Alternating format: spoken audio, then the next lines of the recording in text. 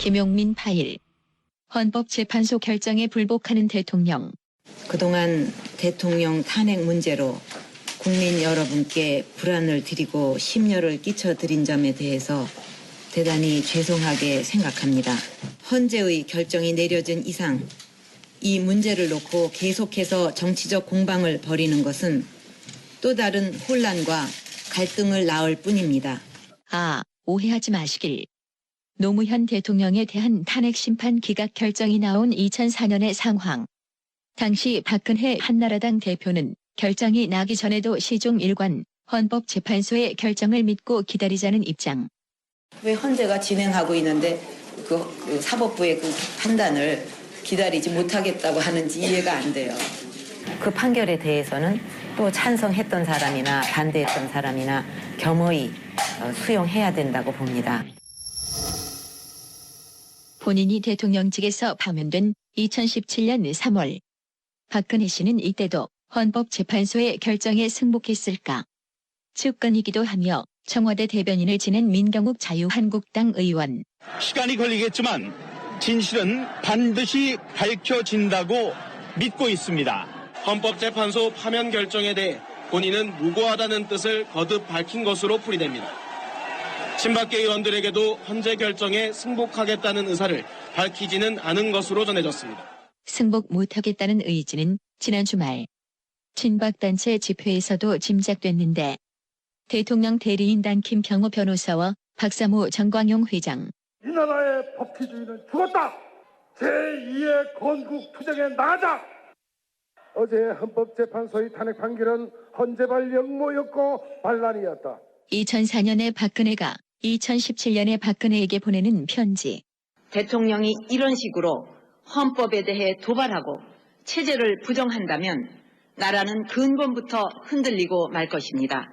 헌재의 결정을 존중하지 않는 것은 곧 헌법을 존중하지 않는 것으로 이것은 헌법에 대한 도전이자 체제에 대한 부정입니다. 국정 운영은 실패했습니다.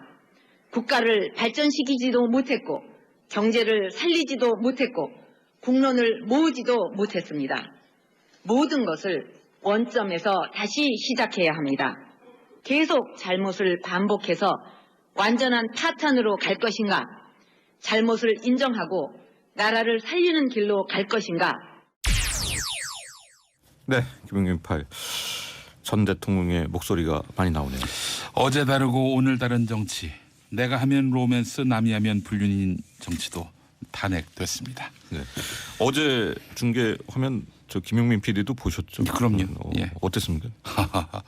참 대단한 멘탈의 소유자다라는 생각을 가져봤습니다. 네. 예.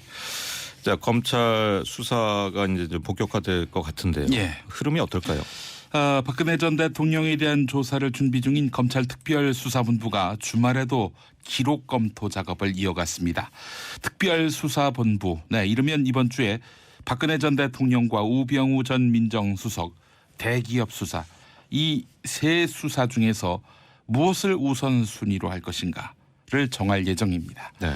법조계에서는 아무래도 박근혜 전 대통령 수사가 최우선적으로 진행될 것으로 전망하고 있는데요. 3월 안으로 박근혜 전 대통령에 대한 조사를 진행하고 늦어도 대선이 있는 5월 이전에는 기소할 것이란 전망이 지배적입니다. 네. 아마 이때 구속할지 말지도 판가름 나겠죠. 만약 박 전 대통령이 조사를 거부하면 법과 원칙에 따라 체포영장 청구 등 강제 수사를 한다는 방침도 세워놓았다고 합니다. 네. 사실 우리가 좀 넓게 보면은 뭐 최순실 씨 등의 이제 관련자들의 법원 재판이 이미 진행되고 있잖아요. 그렇습니다. 네, 그런 상황에서 헌법재판소의 대통령 파면 결정이 나왔기 때문에 예. 이 파면 결정이 또 재판에 어떤 영향을 줄까 이런 것도 좀 관심이 가네요. 헌재가 지난 금요일 대통령 박근혜 탄핵 심판 사건 결정문에서 박 전 대통령과 관련된 일부 혐의가 사실이라고 인정했습니다. 지난해 11월에 검찰특별수사본부가 최순실과 안종범 씨를 기소하면서 공소장에 적시된 내용들 대부분을 사실로서 인정한 것입니다. 헌재가요. 네. 구체적으로 박근혜 전 대통령이 대기업들에게 미르재단, K스포츠재단 출연을 요구했고 플레이그라운드와 더블루K 등 회사를 통해서 이권을 챙기려 했다는 것입니다. 또한 정호성 전 비서관이 최순실 씨에게 청와대 문건을 유출하는 과정에 박근혜 전 대통령이 지시 또는 묵인한 것을 검찰이 사실이라고 판단한 것입니다. 네. 검찰 수사 과정인 사안에 대해서 최고헌법기관이 사실이라고 단언을 했으니 이건 뭐 박근혜 전 대통령에게 전혀 이로울 게 없습니다. 지금 생각해 보면 이제 완전히 틀린 거지만은 그 헌재의 심리가 한창일 때는 뭔가 이제 그 탄핵 기각설 예. 뭐 이런 이제 소문들이 많이 돌았어요. 예. 결과적으로 보면 지금 와서 보면은 상당히 좀 달랐네요. 이 누가 만든 낭설일까 하는 생각도 듭니다. 네. 수요일, 목요일, 이른바 고위 정보망에서는 4대 사설이 맹위를 떨쳤습니다. 그런데 또 이제 양식이 있는 법조계에서는 그게 어떻게 4대4가 나올 수 있느냐라면서 낭설이라고 일축하기도 했는데 몇몇 재판관이 기각 의결을 낼 것이라는 의혹이 제기되면서 네. 당사자로 지목된 재판관들을 괴롭혔습니다. 보수 성향으로 분류되면서 대법원장 추천을 받은 한 재판관이 기각 결정을 내린다. 이 설이 돌아다닌 것인데요.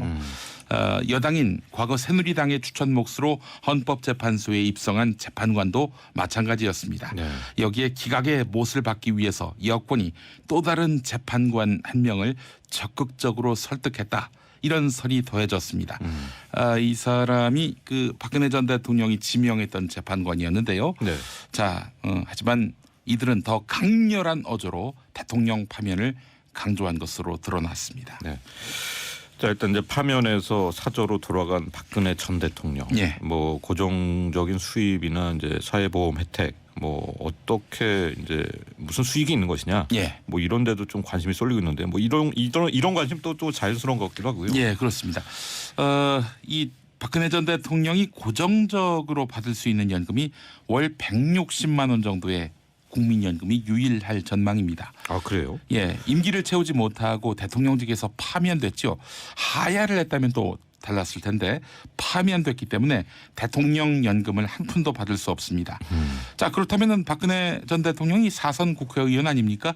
국회의원 연금도 받을 수 있지 않을까 싶은데 전직 대통령과 현직 대통령은 국회의원 연금 수령 대상에서 제외됩니다. 아, 또 그런 조항이 있어요? 예, 그렇습니다. 자, 그렇다면 65세 이상 노인을 대상으로 한 월 20만 원씩 지급되는 기초연금 이거는 또 못 받느냐? 거의 70 다 됐죠. 박근혜 전 대통령이요. 네. 근데 기초연금은 65세 이상 노인의 소득 하위 70% 이하에만 지급됩니다. 이런 규정은 누가 만들었느냐? 본인이 이끌던 정부에서 만든 틀입니다. 네. 이상의 내용은 한국일보가 전했습니다. 그렇군요. 자, 우리가 이제 탄핵 그 선고 폭풍에 잠깐 잊고 있었는데 중국의 이제 사드 배치에 대한 경제 보복 계속되고 있고요. 예. 제주도가 지금 굉장히 심각한 것 같아요. 관광업계에 이어서 호텔과 상가, 주택시장까지 그야말로 전방위적인 타격을 받고 있는 것인데요. 뭐 아시겠습니다만은 크루즈선에서 중국 관광객이 한 명도 안 내려서 큰 충격을 주지 않았습니까? 그러니까 배는 들어왔는데 관광객이 안 내리고 그냥 갔다는 얘기인가요? 그렇습니다. 이런 가운데 중국 정부가 중국인의 한국 여행을 제한하고 나섰기 때문 아니겠는가 이런 해석이 나오고 있는데 네. 이런 가운데 국토교통부에 따르면 지난 1월 제주도 미분양 주택은 약 350가구로 전달보다 30%가량 증가했는데요. 제주도 부동산 업계 관계자는 생활 숙박업이나 공유주택 등을 운영하려는 수요가 적지 않았는데 네. 싹 빠져나갔다.